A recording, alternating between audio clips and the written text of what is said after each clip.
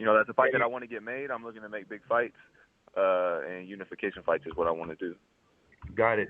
I'm the one who asked the question last week that kind of got David talking a little bit when I asked him to rank, the 168 pounders. How would you rank the 168 pounders?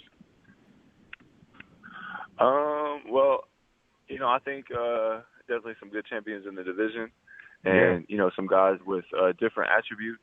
I think 168 is really hot right now, but nobody's really taking control, of the reins and really got a hold on the division. But yeah, I think there's some fighters with some good attributes, but again, like I said, I really feel like I'm just the most well-rounded, boxer at the super middleweight division. I feel like I'm the best for sure. So. Right, but so you and if you're not first, then it really don't matter who's second. Right. And in terms of a possible, because obviously you're in the same weight class as Canelo, who's arguably the biggest star in the sport right now. Where do you see him in terms of, the talk has been between him fighting either a Smith or Saunders. How do you see those matchups for him? Well, he's already been in big talks with Billy Joe. They never wanted to fight me. They never really wanted to fight me. The only reason that they came up with that is really trying to rain on my parade because I had a great weekend. I put on a great performance. I had great views. I had great ticket sales. I really was able to pull everything together. But they never really they don't plan on fighting me. They plan on fighting Billy Joe if they can get things worked out, which I know that they're close to. They're just trying to make, clickbait and make news by saying that we didn't, like I'm scared or something like that. I think it's a good matchup. I'm pretty sure Canelo will come out on top. And Canelo is somebody that I definitely want to fight. I think that'd be a huge fight and, a big fight that we can make for sure. It won't be hard to make on my end, but for them to try and get me so close to the camp that I just had after all the work that I put into that, they're not going to, I'm not a fool. I want to fight, but I'm not a clown. I'm not a fool. So. Well, one thing that we've all noticed about PBC fighters as well is that when the fight is there, you guys have been willing to, do cross-promotional fights, whether it's Wilder and Fury, or whether it's the 140-pound fight that took place. Actually no, that wasn't a PBC, but you guys have. Andy Ruiz and Joshua was a big one. So I'm assuming that you'd be able to you'd be willing to do that if it was set up correctly, the fight on the zone. I want to be the best. I think the fans get mad when fighters just do it for the money. But then when I say that I'm not going to jump on this fight so close and just do it for the money, even though it'll be a great payday, I'm still not going to do it because I'm not in it for money. But then the fans still get mad. If I was to only do it, be material and do it for the money, he killed. I hate fighters that only do it for the money. That's the Mayweather effect.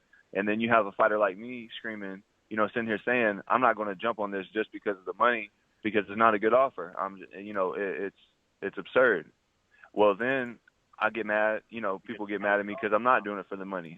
So it's like, damn if you do, damn if you don't. So, I'm pretty sure I know boxing well enough to know that, you don't do two camps like that back to back. They'll get you overtrained. They did the same thing to Kovalev. You just can't be. You got to be smart. I said that about Kovalev too. Yeah. Remember that? I said that Kovalev looked overtrained. He looked like he had nothing in the tank. His punches were just like arm punches. So yeah, I agree. What about Tevin Farmer? What about Tevin Farmer? Oh yeah, same thing there. He just looked like he never took a day off. And a lot of people don't get that there is a such thing as overtraining, that you pretty much leave everything, back in the gym. And Tevin's a great farmer. I mean, it's my bad. Tevin's a great fighter, and but he looked flat in that fight. And then you also have Deontay Wilder, who just fought Luis Ortiz, and then he looked flat in the first round against Tyson Fury too. He didn't look himself. He looked flat. He didn't have no pop on his punches. His legs weren't moving the same. So, Caleb, that could be from overtraining too. That's one of the reasons I asked you kind of what I asked you before in terms of now that you're a champ, has anything changed? How many training camps can you have ideally at the championship level in a given year? You know, especially if they're big fights, right? I mean, how many fights do you see yourself fighting a year? 3. Okay. 3 fights. I would like to fight 3 times a year. Right. Within a 365-day, you know, whether it's from February to February or whatever. Right, because a lot of people, what they don't understand, obviously, when you're coming up, you start out with 4-rounders, then 6-rounders, and 8, then 10, then eventually 12 when you're at the level that you're at. You can't really fight more than 3 times a year at a high level in close fights, right? I mean, from the example of Tevin Farmer, you know, it may not be the best idea to do, and you know, also the amount of work that goes into those fights is less as well, you know, because of the quality opponents and because of where you're at in your career. You know, I wasn't able to train as hard as I am now when I was 2-0 or when I was 3-0 or 4-0. You know, I've become accustomed to this level of training and how much training goes into a camp.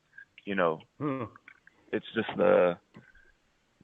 you know, back then 3 miles was good enough for certain fights. Well, I can just run 3 miles.